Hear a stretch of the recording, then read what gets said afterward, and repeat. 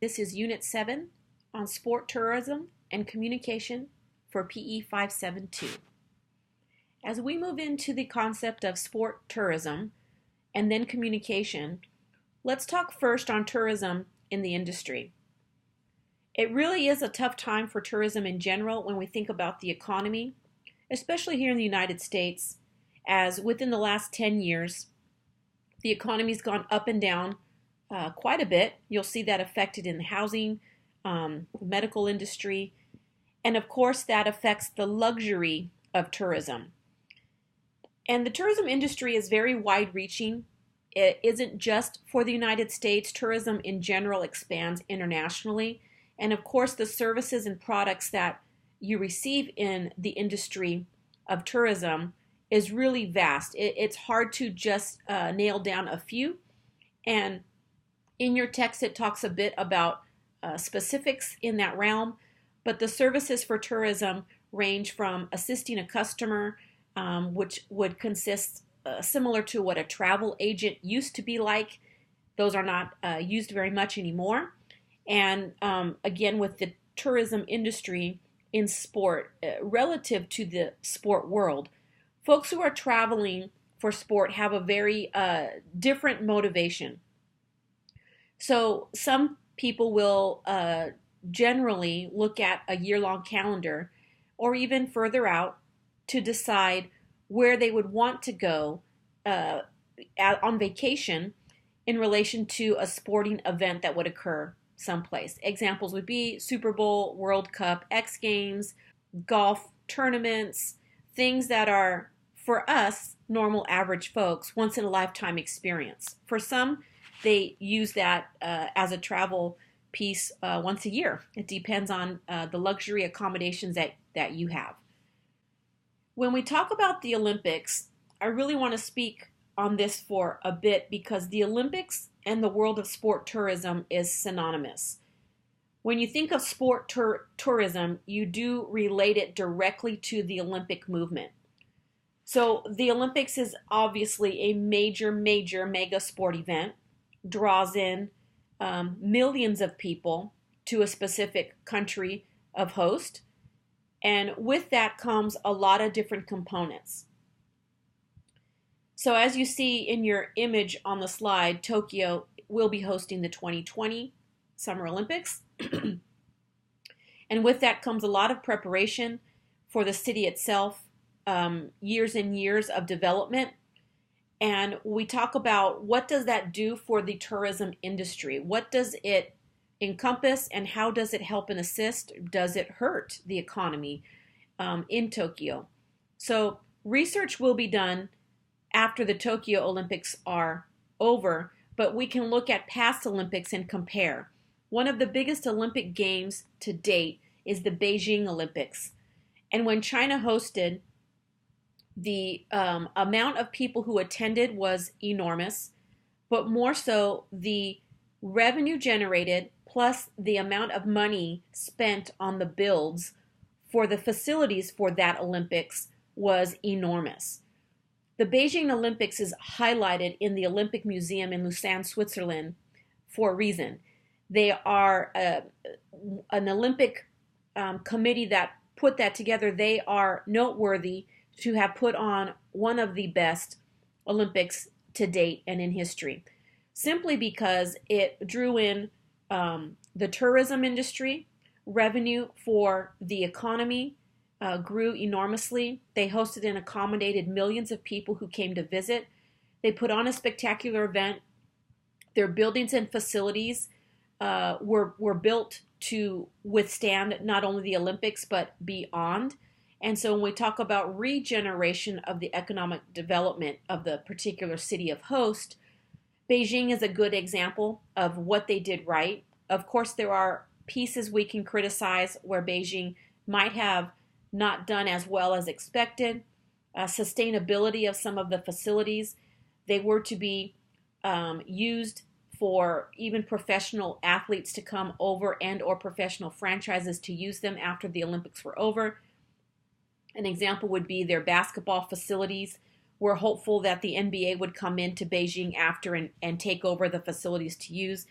To date, that hasn't happened, and some of the facilities have been torn down, which is very typical of builds for Olympics.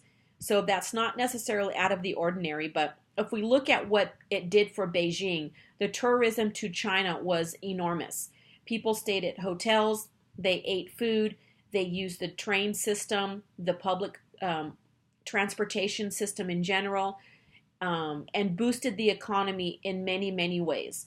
So sport tourism is synonymous with the Olympic movement, and every 2 years, because the Summer Olympics are every 4 years, Winter Olympics are every 4 years, so you have 2-year increments because they do overlap. So every 2 years, there's either a Summer Olympic or Winter Olympic occurring somewhere in the world. And cities do bid for this. They fight for the right to host, for notoriety, for boosting economy, just morale, development, and build of their country, and specifically the city of host. A lot of different reasons, but when it comes to sport tourism, the Olympics is the mega jackpot. And we talk about types of sport tourism. We just touched on the Olympic movement, and I want to back up a step as we discuss active sport tourism, and that's participation. If you are considering going on a vacation around the concept of participating in a golf tournament, let's say in Augusta, that would be an active sport tourism definition. So you're planning a vacation around a sporting event that you are actively participating in. And then event sport tourism is what I just discussed when it came to the Olympic movement. It would be attending a Super Bowl or a World Cup, where you are going to attend an event, and specifically a sport event, and you are touring to another destination. And a fun one to consider is nostalgia sport tourism. I've known a lot of people who do tour Major League Baseball stadiums across the United States and Canada, and it's a bucket list thing to do, but they plan an entire vacation around the map of where to go, what games to hit, and trying to hit it within one entire season. Many people have done it, and that's an example of nostalgia sport tourism. Trying to look at the old stadiums, some of the very oldest ones, Chicago, New York. So those are ideas for the nostalgia sport tourism. Sports Hall of Fames also are falling into there. Sports fantasy camps, for those who want to do that, they're hosted in almost every sport, and you can find them, and you're actually traveling to a spot to join into a specific camp, and you're going for an opportunity to participate in it. It can also cross over into active sport tourism, but it's listed as a nostalgia sport tourism. And digging a little bit more into event sport tourism, and we talk about sport events as tourist attractions. Two biggest ones that come to mind that are world-renowned would be our Super Bowl and then World Cup. We've had the privilege of hosting the Women's World Cup here in the United States before, and Super Bowl is hosted in the United States quite often. So I don't know if it's been hosted in Canada. I can't recall, but Super Bowl is a United States event.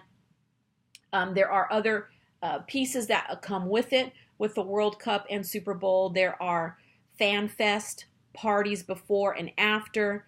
Those also attract a lot of people and a lot of customers, people who are purchasing tickets for that, who are supporting it. There is food, there is parking, concessions, alcohol sales.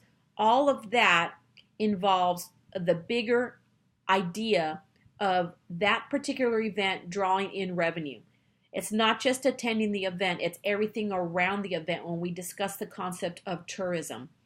It's hotels, it's rental cars, it's taxis, it's paying the toll bridges when you're traveling in the car. All of that brings in the revenue for a specific host city that is hosting one of these major events.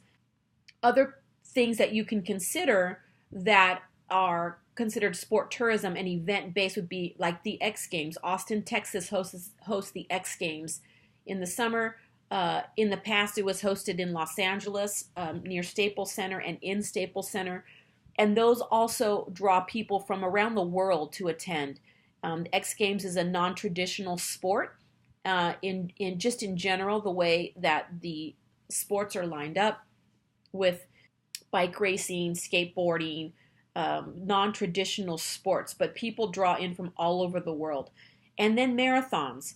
If you look at the people who are attending and are participating in marathons, specifically in the United States, those marathons are attended by a lot of international athletes.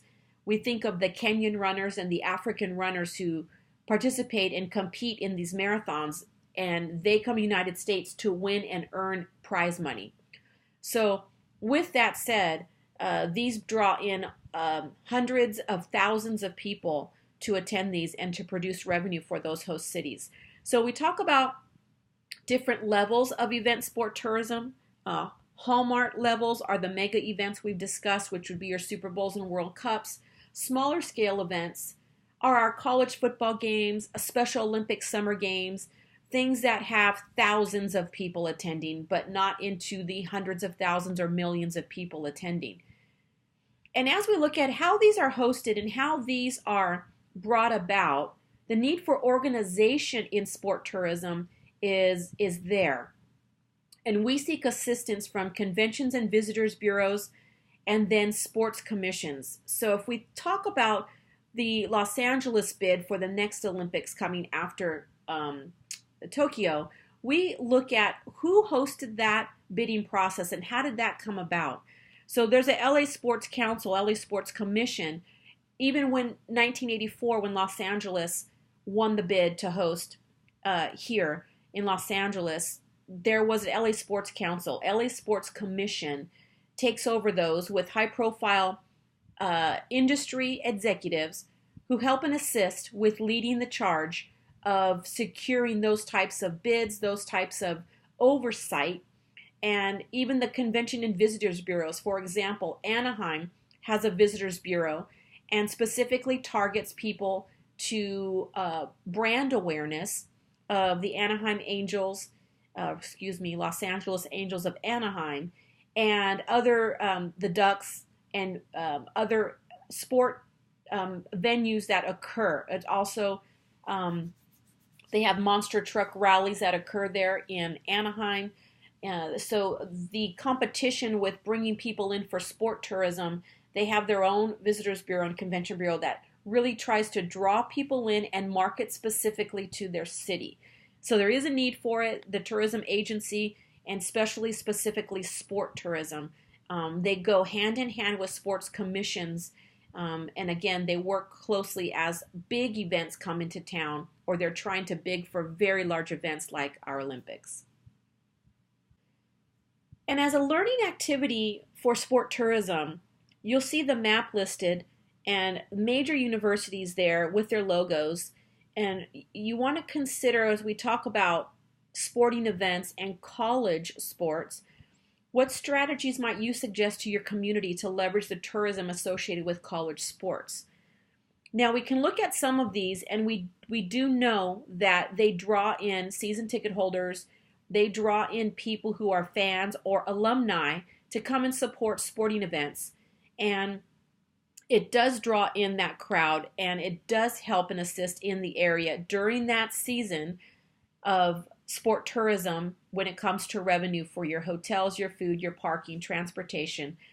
But how do you leverage that with college sports to be able to even build it bigger? And how do you get improvements in those areas? So something for you to think about and something for you to work on, and have fun with that one, because it's always, everybody's interested in improving, and how do we get better at that? As we shift gears and discuss the idea of communication in the sport industry, I want to clarify a little bit when we talk about communication in general and sport communication. Your textbook goes into generalizations of communication and definitions of what communication is, and those are wonderful foundations for the discussions we're about to have.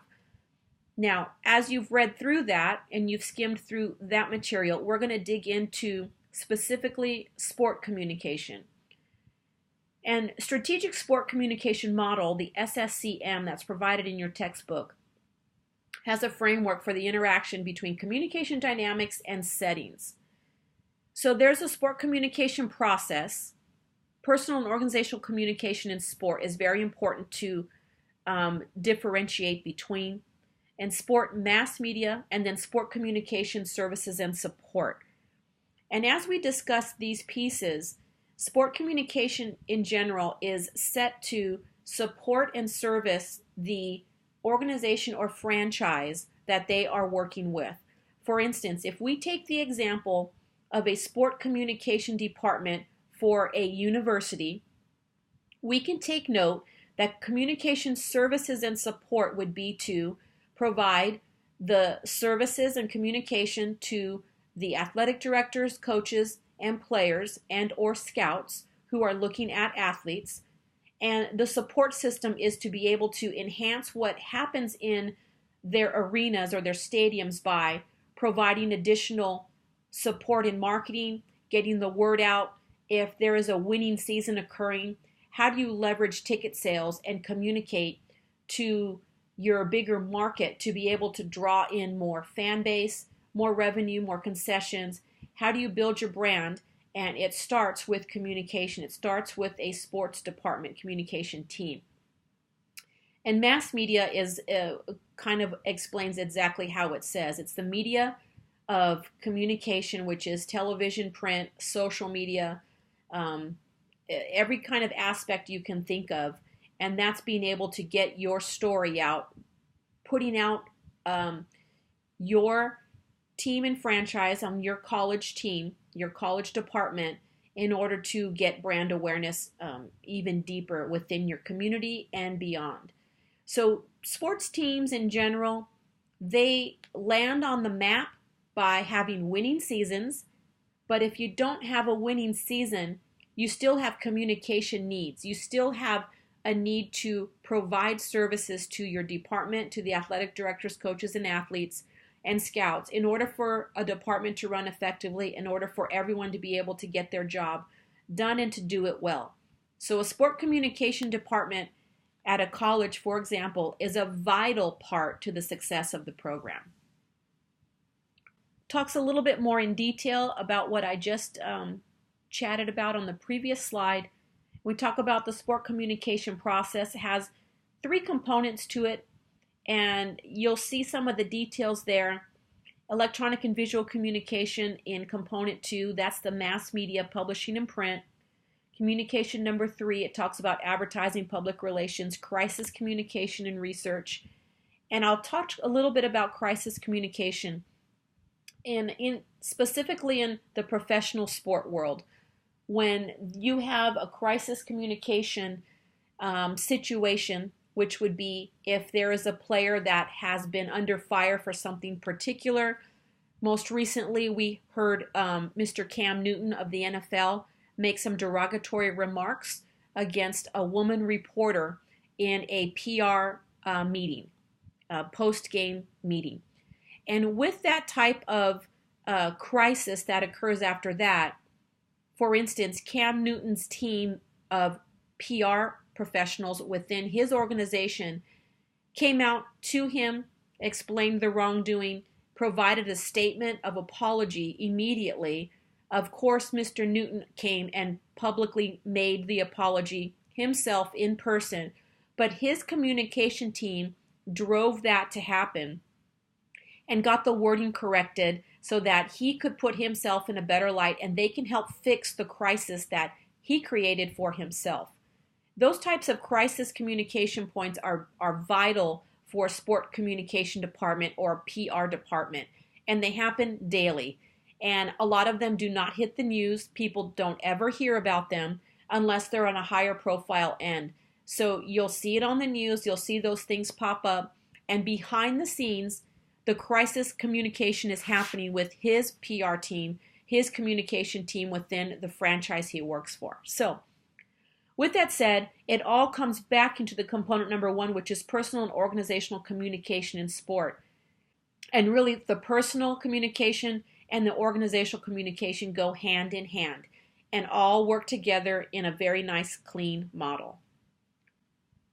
Sport media relations, and an example that I just gave about comments made by a professional athlete, that has a piece in with the sport media relations department and crisis management. And what a sport media relations department does is publishing and print communication. That means doing press releases to the press stating games, new changes in lineups, franchise changes, executive movements within the executive office, outreaches in the community, player injuries, those types of things that happen from a media relations department. And that's done electronically, visual communication, it's done in print, it's done online, blogs. When we talk about new media, it includes blogs, it includes websites, social networking, and those types of things, to be able to have an entire picture of media in general. And media relations specialists, they do all of the above, what I had mentioned previously. They do a little bit of everything, and a media relations department is key in the success of a sport department functioning well and giving services and support to the coaching staff, to the athletic directors, players, and everybody relies on their information to help them become a better program and a better team. So it's writing press releases, planning news conferences, managing the game services. And when I talk about game services in regards to media relations, it is doing the stats. It is making sure those are given regularly throughout a game to a coach and or scouts, so they can see quarter by quarter what is occurring on the field, on the court, on the field, so that they can better prepare for the second half or the next quarter moving forward. So if you can envision a media relations department being on their toes for the entire time of the game and preparing beforehand and preparing and after, post-game, doing all of the wrap-ups and the press conferences and the media releases, you can envision a very, very busy department needing a lot of support to do that. So it's a fun industry to get into. There's a lot of career opportunity in media relations, and with good communication skills, having degrees in sport management, communication, even journalism, those types of degrees help and assist you feeling very comfortable in a media relations department. So something for you to consider in the sport world. One of my favorite topics to talk about is community relations in sport. And what do CR professionals do? What they do is they touch the community and they build bridges and relationships within the community. And how you do that, they host a lot of children's events, they do a lot of hospital visits, school assemblies, senior citizens events, Thanksgiving Day, turkey giveaways, Christmas time, gift giving. Those types of things are community relations based. It's the feel good, the warm and fuzzy of a sport department, and it builds in line with your media relations or your PR, your public relations department. If you can consider the PR department being more of the nuts and bolts, black and white on paper, you can consider the CR department the warm and fuzzy part, the hands-on, getting out and reaching the community and touching hands. There's the dynamic between the two, and they do work very well together. A CR department and a PR department really go hand in hand together, because a lot of visits are done in the community, and the PR department would actually take some of those events, images, and use those in press releases to share the warm and fuzzy side of a franchise or an athlete or an organization. Community relations is very close to my heart. It's very much the warm and fuzzy. You do have to be a people person. You can't be shy.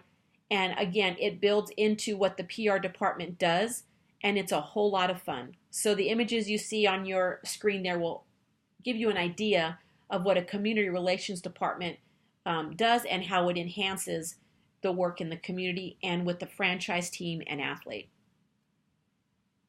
As we talk about wrapping up our Unit 7 on communication in sport. A learning activity to consider is, how has social media changed the way people relate to sport? What are the ramifications of these changes for sport communicators? So the concept of social media has really been a wildfire in probably the past 5 to 8 years, I'd say, has grown tremendously as far as becoming a platform for communication, a platform for media, a platform for news. And with any media, making sure content is accurate and current is always a challenge. And that has been a cause for concern in a lot of realms. And examples are when you are in a social media platform and you read that someone has passed away, and it starts to spread, and you start receiving lots of different news pieces about it, and then come to find out it actually isn't true, and it has been started in a platform in social media that has just taken off out of control. So social media is unregulated to a point. There are some regulation modules in place, but a lot of what is posted and what is said can go on unfiltered. So those pieces are cause for alarm, and that's something for you to consider during this learning activity. So please let me know what you think. Have fun with it, and I hope you enjoyed Unit 7 on sport tourism and sport communication.